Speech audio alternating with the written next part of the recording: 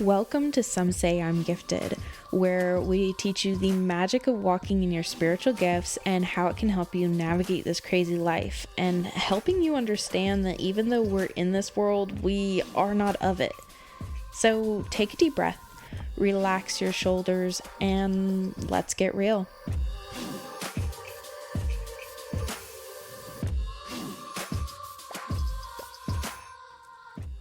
Hey y'all, this is Tess from Some Say I'm Gifted. I hope y'all enjoy my southern drawl there. That was, just intensified for you. Anyways, I am here with my two beautiful co-hostesses, Morgan and Danielle. Hi, yous guys. That's Hey, Danielle, guys. and that's Morgan, in case you didn't know. Anyways, we have a question for you guys today. What is, and I thought I had a question.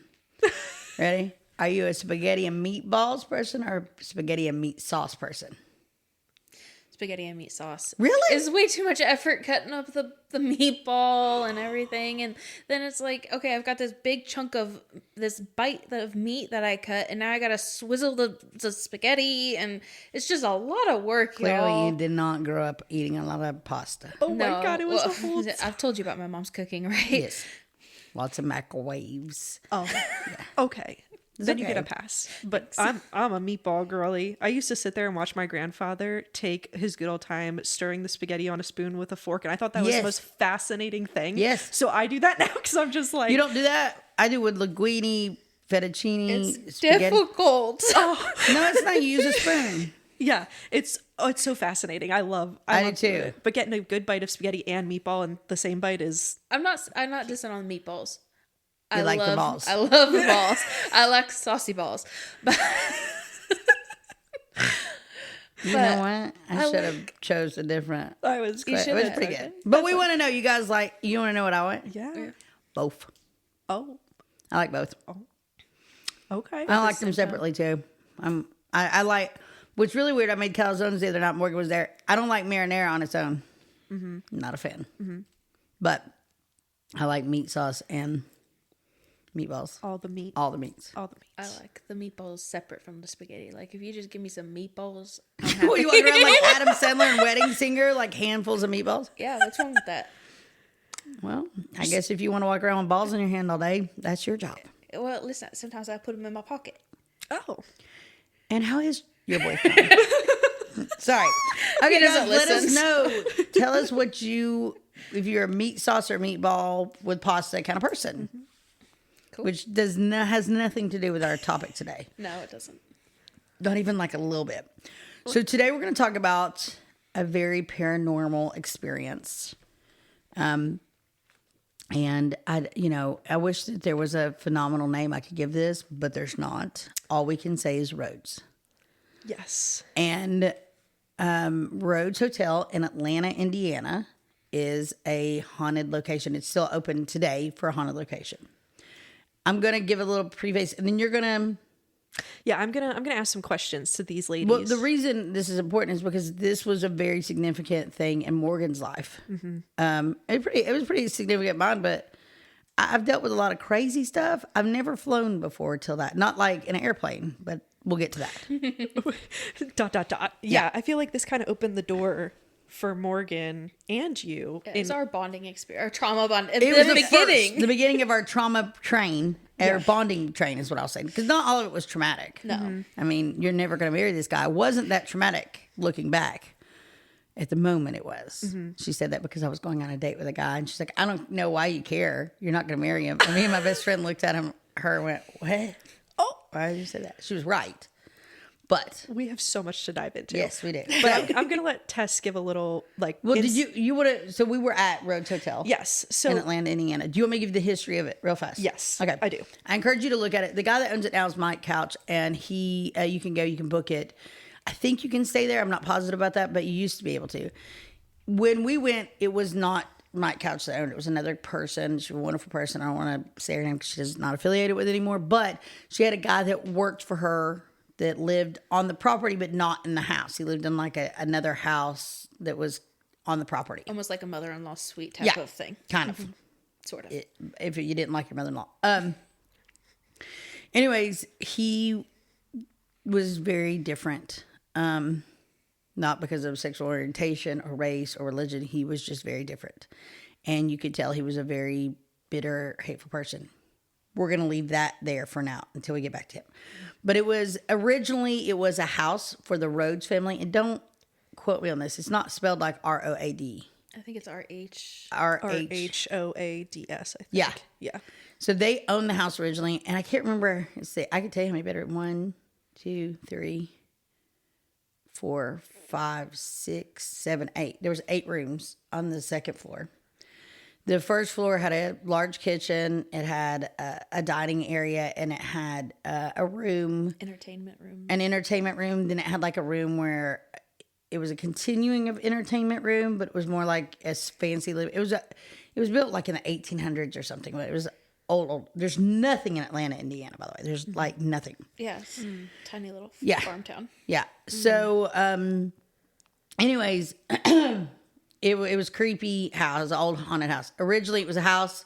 I think it was like there was hard times fell upon the family, so they opened it up, and it was a hotel, and then it became a brothel, and then it became like a drug house, and then it became like, I don't know, you name it, it was that, and there was just a lot of nasty stuff there.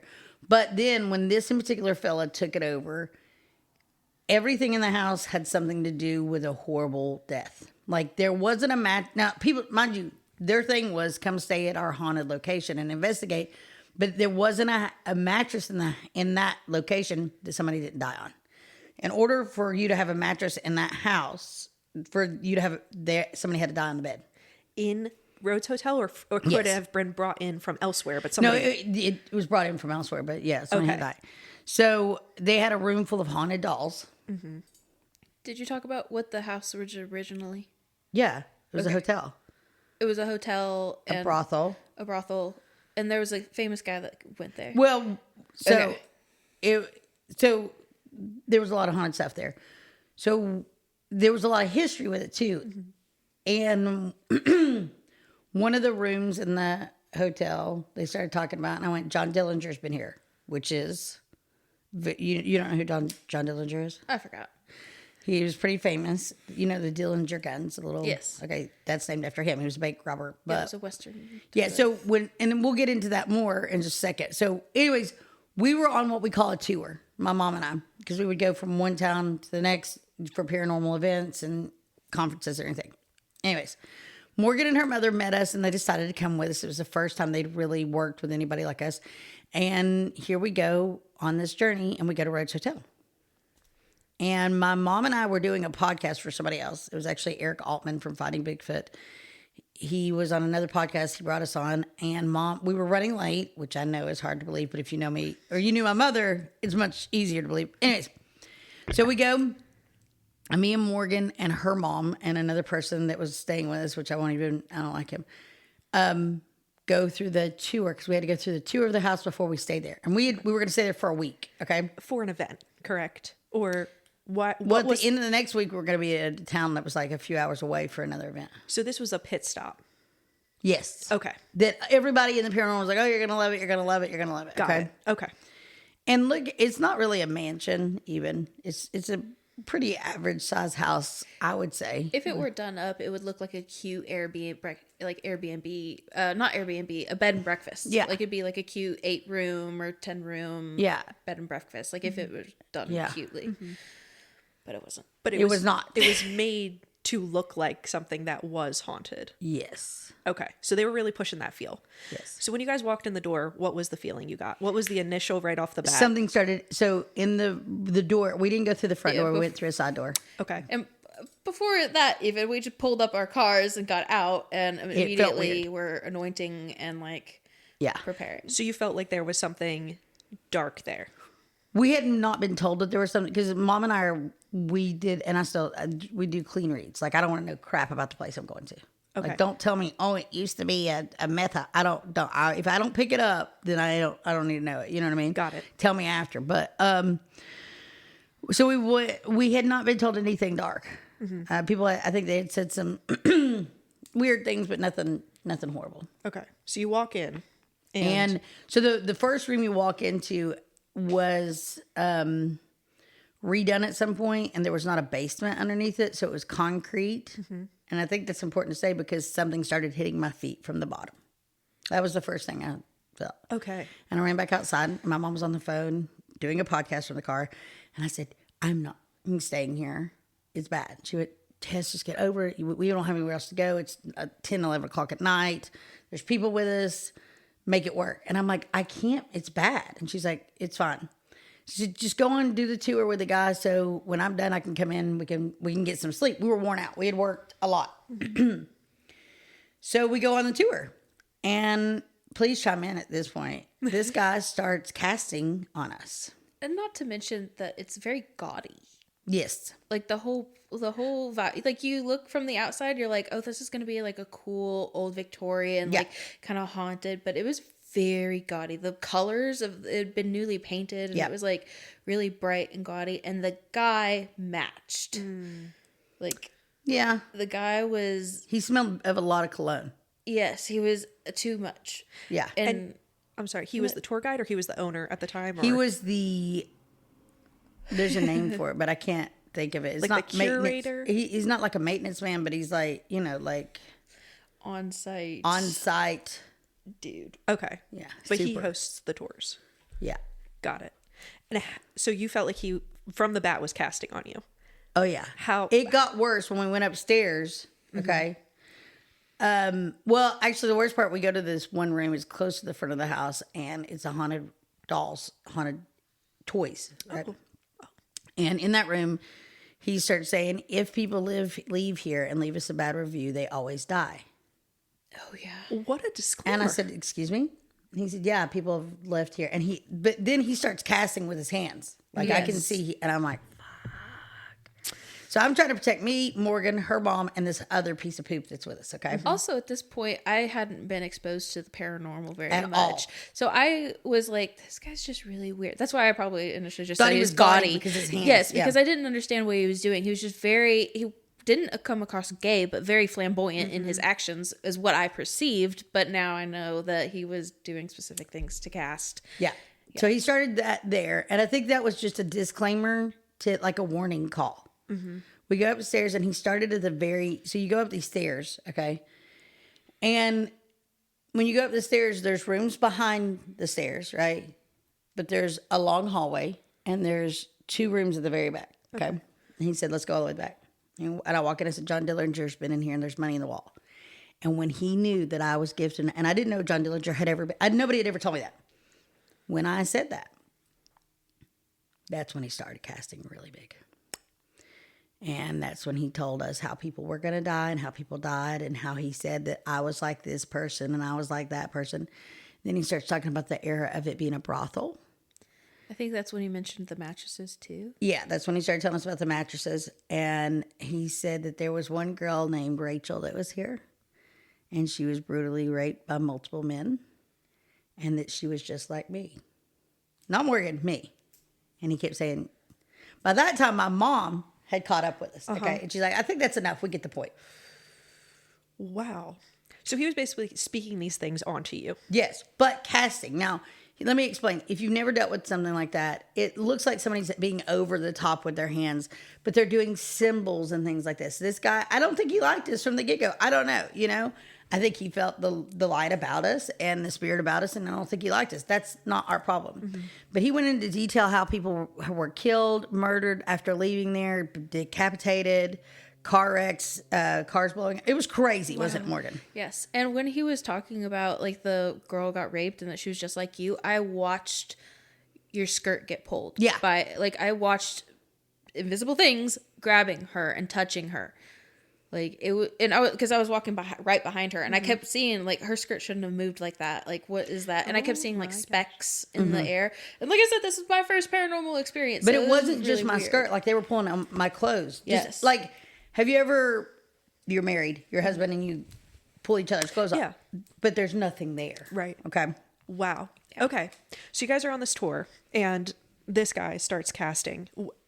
After the tour ends, tell me about what the next events that transpire. So he goes to his house. Okay. We bring our luggage in because we've booked to stay here for a week. And he's made it very clear, if you leave early, you will die. Okay. Yes. If you leave a bad review and if you leave early, you're dead. Okay. Yeah. Or if you upset some of the spirits. So in the front of the house upstairs, there was 2 rooms. The madame's room, which is, like she's over there, and the pimp, which usually, I don't really know how most brothels work, but in my understanding, you don't have both. Okay. But that's what they called them. My mom and the guy she was with, the turd that was there with us at the time, went to the room to the left, which was the pimp's room. Morgan's mom took the room to the right, which was the madame's room. Now, I'll be honest with you, those rooms, they didn't have bad feelings. Not bad. No, it was probably the best feeling rooms in the house, wouldn't you say? Yes. Okay. But they were still creepy, but you got to realize if your clothes are being pulled off of you, like the bathroom, it was a shared bathroom, Oh gosh, I forgot about that bathroom. had a clawfoot tub, and every time I'd go in there, it looked like somebody was crawling out of the tub that was all bloody and beat up. Like I would make Morgan, who had known me for 12 hours at this point, go to the bathroom and sit with me while I peed. Okay. And she just would be like, okay, this is weird. Because she didn't grow up with sisters, Right. you know? Right. Like, she just would sit there like, goodness. And I'm like, I'm sorry, I just don't want to be. I was freaking out. And I'm not a scaredy cat person. Right. So then we were starving. And we saw that there was an IHOP within like 4 or 5 miles. Yeah. So we went to IHOP. Her mother said, I'm fine. I'm staying here. We were like, we really think you should. She wouldn't come. Mm-hmm. But Morgan, me, Mom, and her mom's man friend came with us. And we're telling Mom, this is bad. Mom's like, what are we going to do? We said, and they cast it on us and said, if we leave, we're going to die. And Mom's like, let's just stay one night. Let's see how it goes. And if we can't do it, we're not going to die. We're not going to, my mom like took authority over the situation. We're not going to die. Yeah.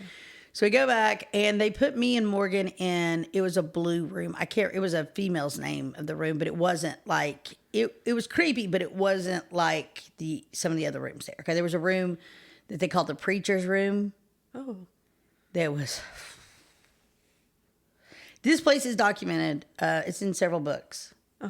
And our work there is in the books too. The preacher room was directly across from the Dillinger room. Yes. Right? Okay. Yes. Just making sure I could remember. And then, so we'll give you a rundown. From the back of the second floor, you had John Dillinger room to the right, preacher room to the left. Okay.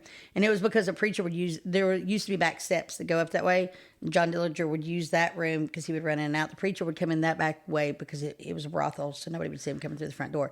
And apparently the preacher was the preacher. There was a church across the street to the right. Okay. Or, yeah, to the Directly left across the street. Yeah, like directly. And he would come over there. Gotcha. They had a great relationship with the haunted location, which is really weird. And they would let us use the church and stuff at times. Interesting. Isn't that weird? It is very odd. Yeah. Very interesting. So the preacher stayed there at the brothel. Yes. Like had back had when his it was own a brothel. room. Yes. Fascinating. I think it was like Preacher John or Pastor John or something like that. It was weird. But they had pictures of like Christ in there everywhere. But it was like people died on the mattress, and it was like he was into really weird sexual things. And they talk about it. Wow. Yeah. Okay. So then the next room was I can't, on the left. It was just, it had a weird story, whatever. There was a weird story on this room. Then there was the nursery room, which was creepy. Oh yeah, I forgot about that. It had like a bunch of kids' toys. Kids' toys, rocking horses, like bassinets. Oh. And then the next room was the room on the right that me and Morgan stayed in. And then that was the bathroom on the left. Okay. Okay. Then the next room on the left was the Rachel's room, Okay. which was led to the attic too. Oh yeah. So her room, there was steps to go upstairs to the attic. Which she said that she was killed by being pushed down the attic after being raped several times. Now, listen, I don't know if any of that story is true. That's what he told us, okay? Okay. That room connected to the pimp's room as well, okay? Across the hall from the pimp's room and on the other side of the stairs in the room we're staying in is the madame's room, okay? Gotcha. So that gives you a better idea of the layout of that area. Perfect. So night one, Night one. tell me what happened. So me and Morgan decided to go in there, and I'm like, I'm not laying on that. I'm not laying on sheets that somebody died on. We can lay on the bedspread. Morgan's like, I brought my own blankets. I was like, well, let's just lay here for a little bit because I don't know if I'm going to be able to sleep. And we couldn't. So we got our shit, and we went. My mom had the keys to the car I was riding in. And we went and got in her mom's car, which is your car now, and we slept. Okay. We didn't really sleep, though. Yeah. And It was freezing. it was so cold. And it was what, July or August? August, yeah, Yeah, I think so. yeah. But it was, Interesting. we were freezing. We couldn't quit shivering. Yeah, like Wow. to the bone chill. Like Which- we every 30 minutes would turn on the car to get some heat. Yeah. Wow. So, but we're not sleeping. I mean, you've got to realize I've worked my butt off Right. All weekend before. and I'm exhausted and I'm not getting any sleep. So the night when the sun, I said, we'll go back in when the sun comes up. So the sun comes up and we find a crappy gas station and we go get something to eat and something to drink. Okay. I think we got mocha frappes. I thought we got dirty chais. Yeah, we did. So we went and got like this because I don't drink coffee now, but so we went and got that and we got like Danishes, gas station Danishes or something because we were hungry and I needed caffeine and sugar because I knew I was going to have a day. Right. And we come back to the house and her mom's awake and like, blah, blah, and my mom won't wake up. I'm like, why is she not? My mom was not a late sleeper. We couldn't get her to wake up. And every time I tried to go up the stairs, something would like pull me back. And I started feeling like I had taken something, like I was on drugs. And it wasn't the sleep. You know what I mean? Like I was tired, but I wasn't that tired. So there was a wooden chair in the kitchen area. And I remember sitting there and that's the last extremely vivid memory I have, other than my mom had ordered these feathers from a guy that had these big macaw birds, whatever. It's a long story. Anyways, and they were shipped there. And the guy that was the caretaker, that's what it is, caretaker of the house, came in and said, that box for your mom's on the table. And I went, okay. But at that point, I was catatonic. Yeah, her face started drooping. Yeah, like I'd had a stroke. Yeah. So your mom's not waking up. And I'm drooling. Yeah, sorry. No, you're fine. So your mom's not waking up and you're in a catatonic state. Yeah. Yeah. So Morgan, what are you doing at this point? Me and mom had kind of gathered and we were all sitting at a table and Tess, well, even catatonic, was trying to like do her face and she's like drooping and falling forward and we're like, oh, she just probably needs some coffee. Like, I don't know what we were like really doing. Well, I remember her mom said, have you had caffeine today? I went, uh-huh. Wow. I mean, I vaguely remember it, but it's like really foggy. Yeah. I finally remember my mom coming downstairs, but she was completely, her hair, makeup done, everything. She's like, let's go. And she's mad. Yeah. Okay, And so she tells me we get in the car and she tells me to get my shit together and get my head out of my ass and yada, yada, yada. I'm like, oh, I am not fake like this. I can't. so where were you supposed to be going? I We were supposed to be there. yeah, we Right. were supposed to we were going to hang out there. Her mom, I think we were going to talk about Reiki, see if there were thrift stores. We were just going to be there because we live in Tennessee. So from going back and forth to Illinois and Indiana into like weekend after weekend, it was just cheaper to stay. Right. You know, And it was just supposed to be like a weekend of you guys hanging out doing a week. Yeah. Yeah, a week. Monday through Thursday, really. Okay, so you're still in this state and your mom's like, "Hey, snap out of it. Let's go." What happens after that? I believe your mother pulls my mother to the side and says there's something wrong with her before mom gets me in the car because I can barely walk. Right. And mom's like, what the fuck are we going to do? And she's like, something's wrong with her. I don't know her, but I know my spirits tell me something's wrong with her. And mom had heard of a spiritualist retreat. Do you know what, oh God, I can't remember. Lilydale. It was there's a sister of it in, Ocala, Florida. And then there's another one in Anderson, Indiana. I think that's right.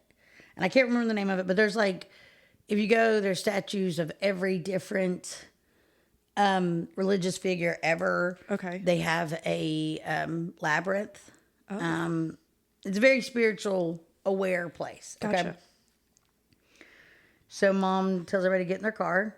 She told us to get our stuff out of the house, like all of our packages, like all of our luggage, whatever, and tells us to get in the car. And we do. And with me in the car, she's screaming and cussing like, what the F, did you take some? And I'm like, no, what do you mean? I mean, I'm a mother by this point. I'm like, what do you mean did I take some? So we get to wherever it is in Indiana, and I know at one point they had told me to do the labyrinth, but I'm like a drunk, stoned person trying to walk. It's just not happening. Yeah. And I remember I was like skipping rows because a labyrinth, you walk around, it's like a maze and then small, whatever. Right. But you're supposed to like let go of things here and there. And then we see all these religious figures in this field, right? Statues. Right. And if I'm leaving parts out, Morgan, please. No, you're good. Go ahead. So we see these religious figures in a field, and we go to walk over there to them. And I remember Mom saying, "Stay with Tess," to Morgan. And she goes, "Okay." And then she goes, "Hey, Morgan, take my picture." And I just remember Morgan's hand coming off my arm. Like they had to hold on to me like I was a toddler. Yeah. And I just remember I started walking. And I'm walking, Wandering. and I'm walking. And all of a sudden, it felt like I was in the middle of woods, but I don't really think there was a lot of woods there, was there? It was really just sporadic where there was like little bunches of woods here and there, but it was more open. So I looked down, and there is a white lily flower, which I know from the things I was taught growing up that it breaks death curses. And I go, "I need that." And I remember saying it, even feeling like I was drunk when I said it. And I went down, and with one pull, I was taught when I was a kid how to do this pull to get roots and all. I got it. And I ran to my mom, and she's like, "Where have you been?" Because I guess they had looked for me. I don't know. Like everything, there was no time or space, okay? Very fuzzy. Yes. Yeah. And I said, "Look what I found." She goes, "We're going to need that. We have to go now." And she said, "You're going to have to be the one that pays the guy to stay there." And I said, "Why?" She said, "God's laid it on my heart." We go back to the Rhodes Hotel. I give him the money for where we stayed, and we get out of there. Wow.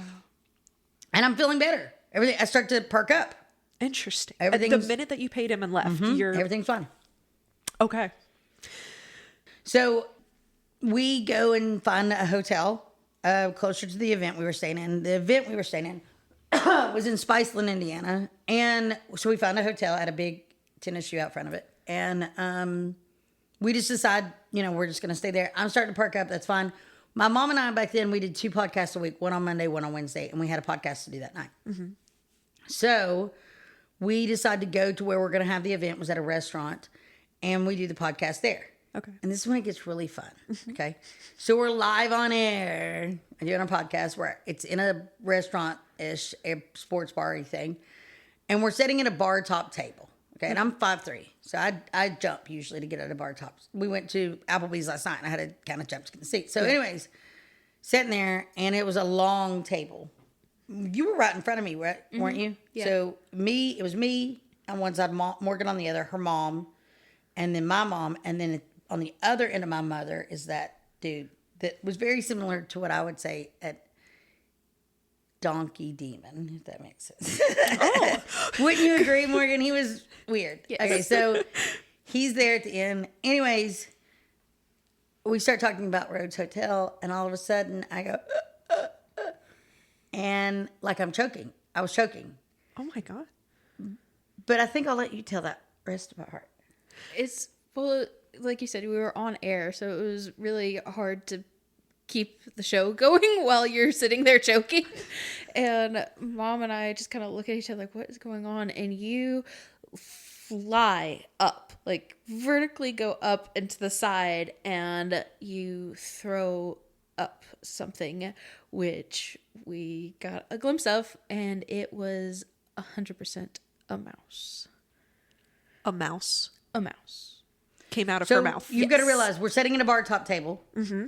I would say 3 or 4 feet, I went up in the air. Like Vertically. levitated, like came out of my seat and up. Yes. And then about 6 feet to the left, Oh my I gosh. flew. Landed almost on another table. Landed almost on another table, like caught myself. Uh-huh. And my body went forward and I threw up. And it was very visibly a mouse. Yes. It wasn't like throw up. It wasn't like vomit. It was a gray mouse came about- out of her mouth. About And 3 or 4 inches, like a little baby mouse, but a mouse. yeah.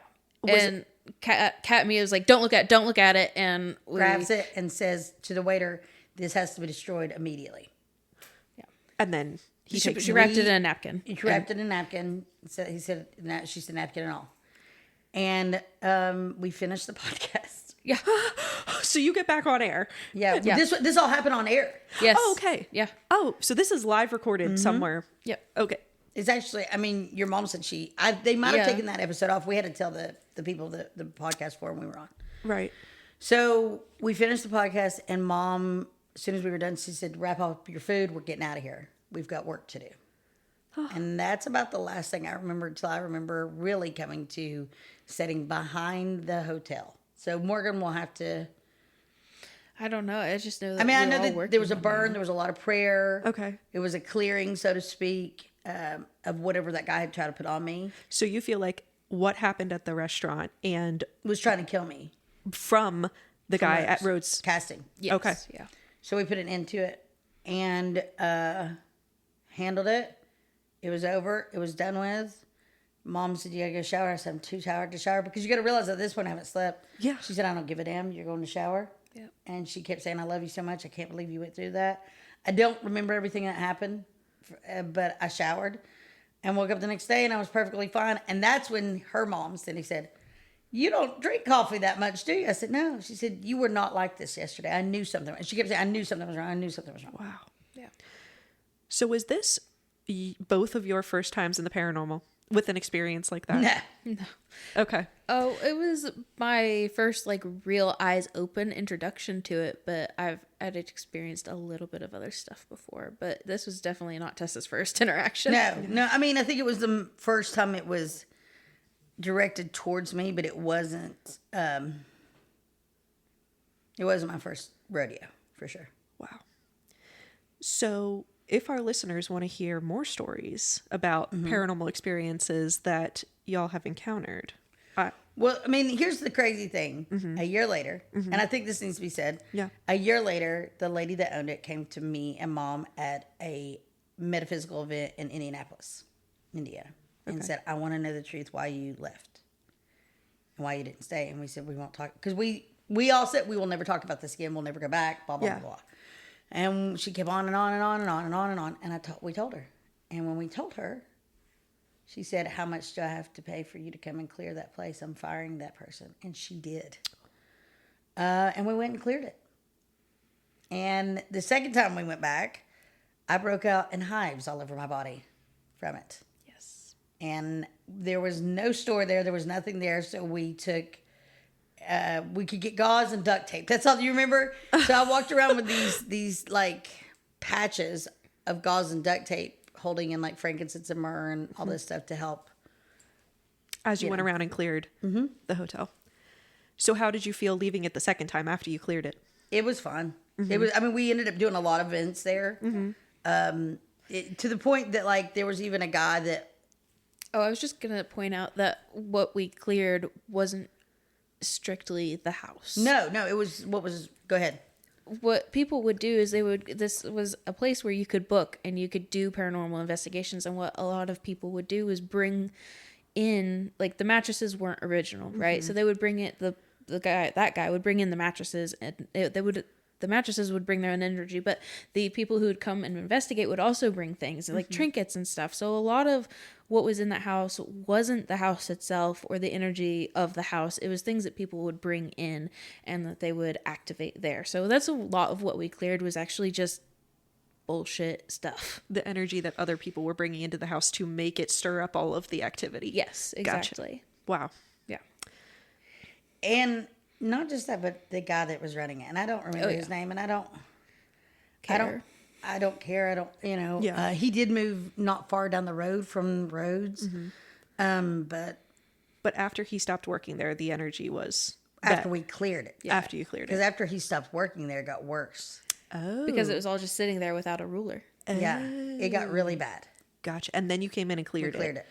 Okay. And one of the reasons the ladies sold it is because we would come in and clear it. They would let paranormal groups come in, and they found out some of the things that had happened there, and they would conjure. They weren't allowed to conjure when we started working there, and they started conjuring again, and we said we won't do it anymore.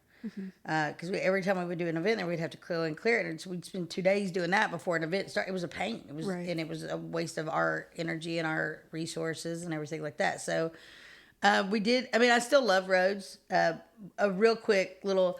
A guy I had dated who I really didn't date. It was a very weird situation and relationship. He had stolen a ring of mine that my mom had bought me. It was a thumb ring made out of an old fork or knife or whatever. But my maiden name is Hughes, so my maiden initial is H. And it had an H engraved on it, and I wore it on my left thumb. And he had kind of really treated me bad, and we'll get into that another episode, but he had stolen it from me. And it had been gone for about 2 months. I was really upset about it. And we go to Rhodes for an event, and I open a closet where I always put my suitcase, and it was right there. You found the ring. It was there. The ring found her. The ring found me. The ring found her. So Wow. yeah, I mean, Rhodes is it's a different story, but I think that it shows that most places hold energy is what you bring into it, Yeah. and how if you're gonna surround yourself with death and stuff, what it does to you. And I have so many good memories from Rhodes. Yeah, I do too. Because we did so much together there. Yeah. As far as events and learning, like all my hands-on training was at Who's Rhodes. Like first? we did just so much. Would do, like she said, we did events there. So people would come and receive healings and stuff, and classes. We did classes and healings there. So we got to do a lot of hands-on work there. If we clear a place, we put our mark on it and we stand by it. And if we won't stay in it, then we didn't do our work right. It's like a guarantee kind of with us. So it was a great place, but now looking at everything, it was, I understand why my mom was, at the time I was like, why is she so mad at me? Now I understand, like she didn't know, she really had no idea what to do. Rhodes was because of our story, it got tons of activity, tons of people came to that place. So it was cool. I've always found this story so fascinating. So I'm glad that our listeners got to hear it. And I really hope they research the hotel. And if they want to hear more stories like this, please let us know, because I know you guys have some other stories to share, And I'm going to try to reach out to Mike Couch and see if I can tag him in this episode, because I think he would dig it. But yeah. That would be awesome. That would be great. Yeah. Thank you guys so much for listening. We want to know if you want to hear more paranormal stuff, because we got boatloads. I think me, Morgan, and Danielle all have paranormal experiences we like to share, but this one was a flying good time. So anyways, let us know what you think, and we love you guys. Please reach out to us. Find us on Facebook and Instagram at Some Say I'm Gifted, somesayimgifted@gmail.com. Find me at Tessera McKittrick on Facebook and on X at Some Say I'm Gifted. We love you guys. Let us know what you think, and we'll talk to you soon.